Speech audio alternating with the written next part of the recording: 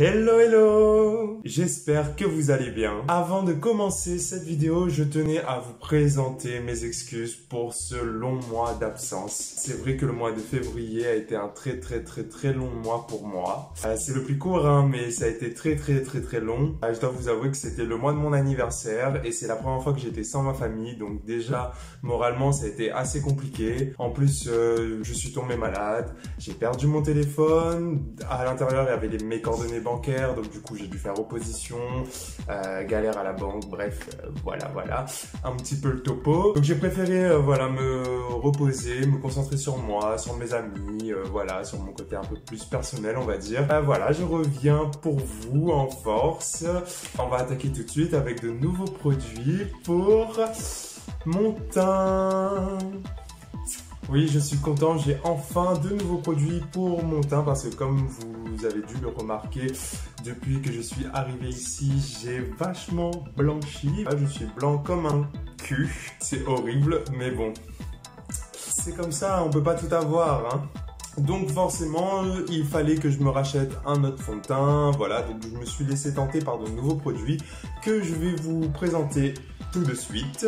Donc c'est parti, on va attaquer tout de suite avec la base. J'ai beaucoup entendu parler de cette base-ci. Donc voilà, c'est la Pore Filer de NYX Cosmetics. Apparemment, elle lisse vraiment bien la peau. Voilà, en fait, elle a un effet floutant. Elle est censée remplir les pores. Et elle est pas très chère, elle est à 12,90 €. Donc du coup, je me suis laissé tenter. Je me suis dit, bah pourquoi pas, sachant que j'aime beaucoup celle de Yves Saint Laurent, vous savez, la Blur Primer que je vous présente à chaque fois. Je me suis dit, pourquoi pas me laisser tenter vers celle-ci, vu qu'elle a aussi un effet floutant. Donc on verra bien. En tout cas, en texture, elle est vraiment agréable. Elle est beaucoup plus compacte que celle de Yves Saint Laurent. Je vais vous montrer. Donc voilà, elle est vraiment assez compacte. Mais du coup, en la chauffant, ça devient très agréable en chauffant la matière. Je trouve que c'est très agréable à l'application, donc c'est déjà un bon point. Là où j'ai peur, c'est que du coup, comme c'est une base qui est assez sèche quand même, voilà, on n'est pas sur le Yves Saint Laurent justement, on est sur quelque chose d'assez fluide. Et je préfère parce que j'ai pas une peau à tendance grasse. Du coup, j'ai peur que en mettant cette base qui est assez sèche, et ça assèche plus ma peau qu'autre chose une fois que j'aurai poudré. Enfin, on verra bien. En tout cas, c'est plutôt pas mal. Il y a vraiment un effet un peu lisse. Je le mets surtout au niveau de mon nez parce que j'ai des pores qui sont assez apparents. Et avec le fond de teint, c'est pas cool. Bref, on va pouvoir passer au fond de teint. Donc pour le fond de teint, je me suis acheté le nouveau fond de teint de Fenty Beauty. Voilà, donc c'est le hydratant. Je l'ai beaucoup attendu celui-ci. Pourquoi? Parce que comme je vous ai dit, j'ai une peau qui est assez sèche. Je voulais pas m'acheter le mat, même si tout le monde me disait que ce fond de teint là est vraiment pas mal. Donc je suis content que le hydratant il soit sorti. En plus pour un fond de teint, bon c'est pas excessif, on est à... Je sors le petit ticket de caisse. On est à 34 € pour le fond de teint, donc ça reste quand même assez convenable pour un fond de teint, on va dire. Maintenant, il reste plus qu'à voir ce que ça donne. Sinon, niveau teinte, je l'ai pris en 255. J'étais assez choqué de voir que maintenant, je fais partie des fonds de teint clairs, on va dire. Je sais pas si vous comprenez ce que je veux dire, mais on a souvent cette distinction entre les fonds de teint assez clairs et les fonds de teint plutôt foncés. Et du coup, avant, j'étais dans les débuts des foncés et maintenant, je suis dans la fin des clairs. Et ça me choque un peu parce que je pensais pas avoir blanchi autant en quelques mois. Enfin bref. Je vais l'appliquer au pinceau plat. On va voir ce que ça donne. Donc vous voyez, en termes de couvrance, on est plutôt pas mal. Hein. Après, on n'est pas sur l'ultime couvrance. Apparemment, le mat, il est quand même vachement plus couvrant que celui-ci.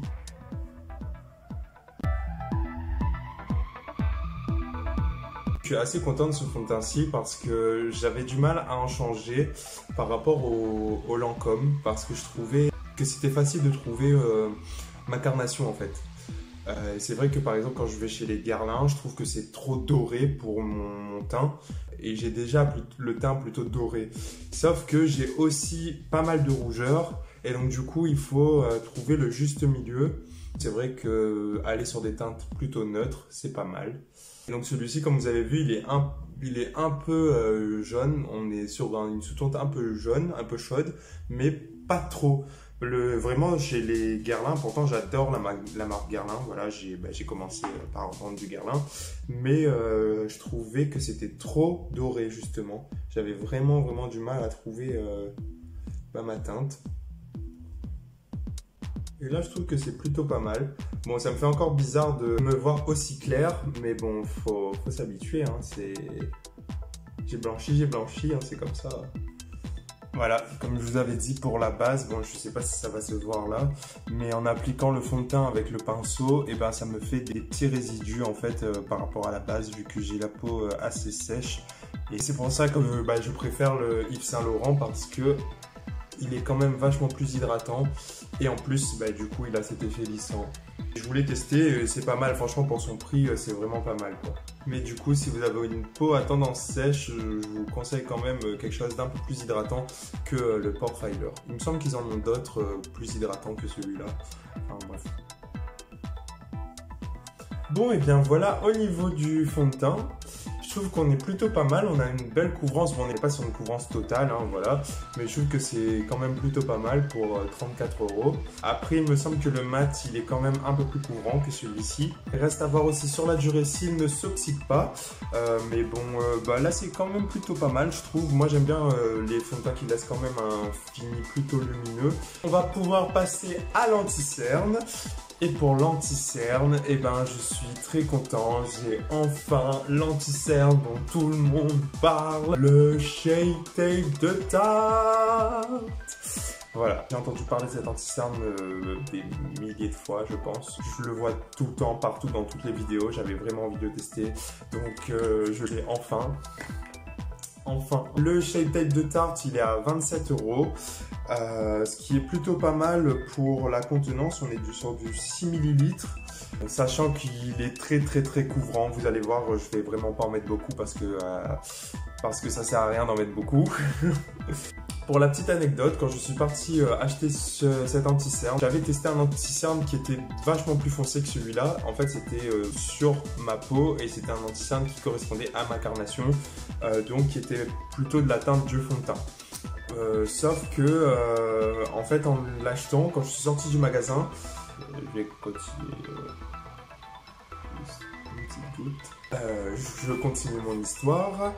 En sortant du magasin, je me suis dit merde, j'aurais dû prendre un anti-cerne plus clair parce que je mets pas d'anti-cerne sans fond de teint, sans me maquiller, on va dire. Quand je me maquille pas, je reste au naturel, je mets même pas d'anti-cerne quoi.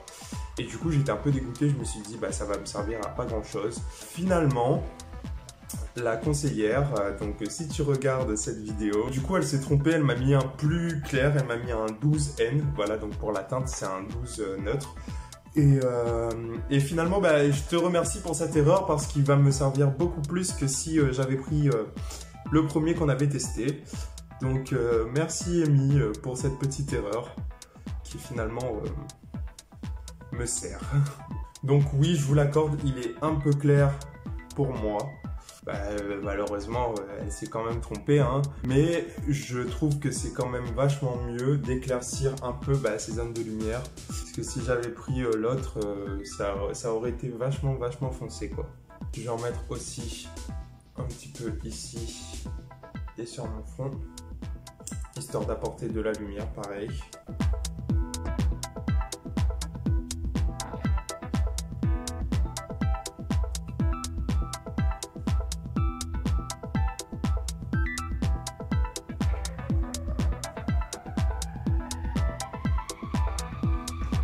C'est fou comme j'ai blanchi, c'est horrible.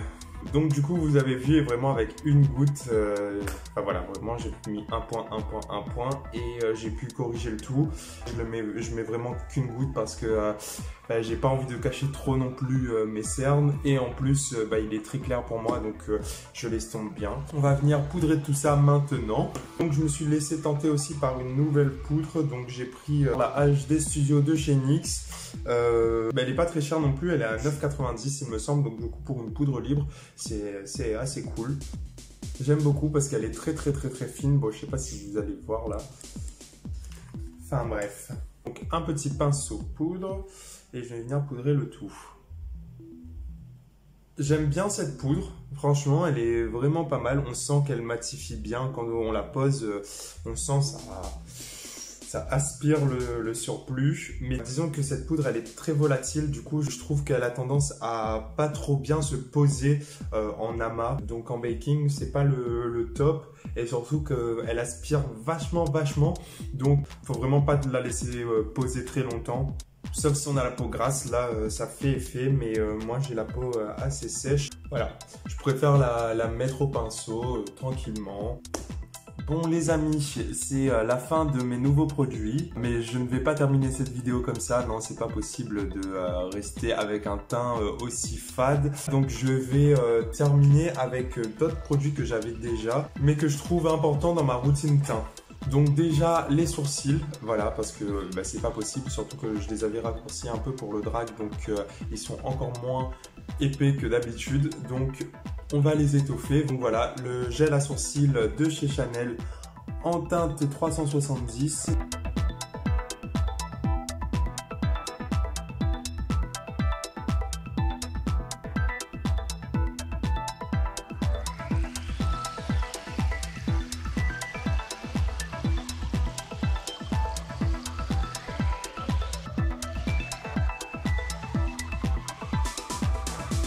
Ah, c'est déjà beaucoup mieux. Maintenant, je prends un petit goupillon et je viens brosser pour enlever le surplus. Surtout à l'avant, en fait. Pour redonner un peu cet effet de dégradé. Et enfin, on va passer au bronzer. Donc, toujours mon petit bronzer en poudre qui n'a pas changé. Mes cheekbones. Histoire de paraître un peu moins malade. Ah, c'est tout de suite mieux.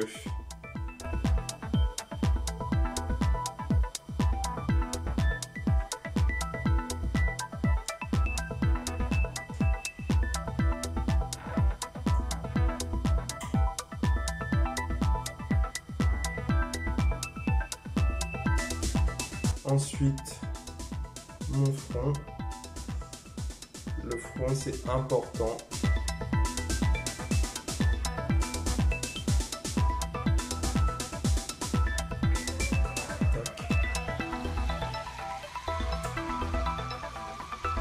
Et ensuite, je vais venir prendre un pinceau un peu plus fin, voilà, légèrement plat, histoire de venir réchauffer un peu l'arête de mon nez.